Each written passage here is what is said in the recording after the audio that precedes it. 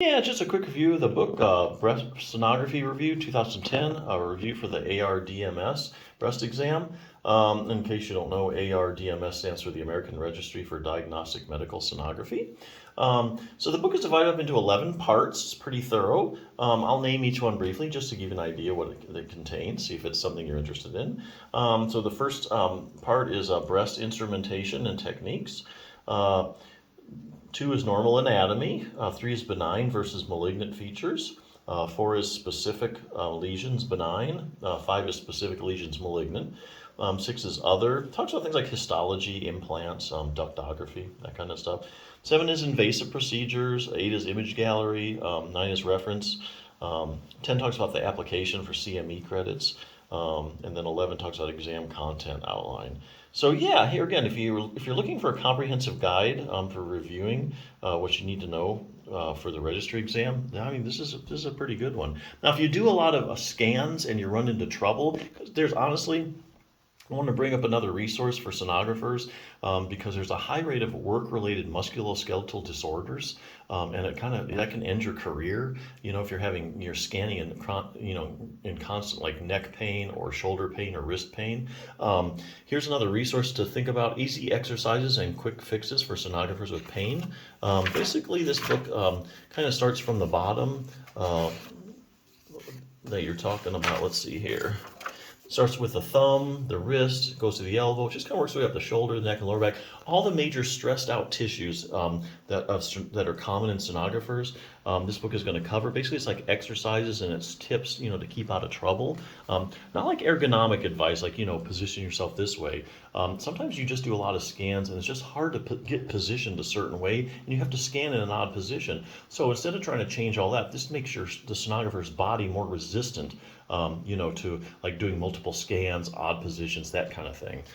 So it's really going to get you more flexible and stronger in certain areas. I'll just go through real briefly the thumb. If you're having problems with your thumb or thumb arthritis, thumb distraction technique. Overworked joints really like to be distracted because it just takes all the pressure off of them. A couple of muscles here, abductor pollicis longus and your first dorsal interossei. Those are a couple of muscles that really stabilize the thumb joint. So if you're having thumb problems or you want to avoid it, you can look into those exercises. How to instantly lower pressure in the carpal tunnel. Carpal tunnel syndromes can be common if you do a lot of repeated wrist motions. So it's mainly caused because of increased pressure in the carpal tunnel. So this will show you how to decrease the pressure. You do that frequently throughout the day, you keep the pressure down, you don't run into that problem.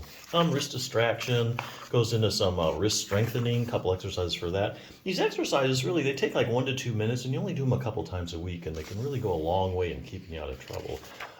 Tips for increasing wrist circulation goes into like contrast therapy. It's alternating hot and cold. Here's some massage techniques that might feel good after a long day of scanning. Talks a little about splints if you're having a real serious problem.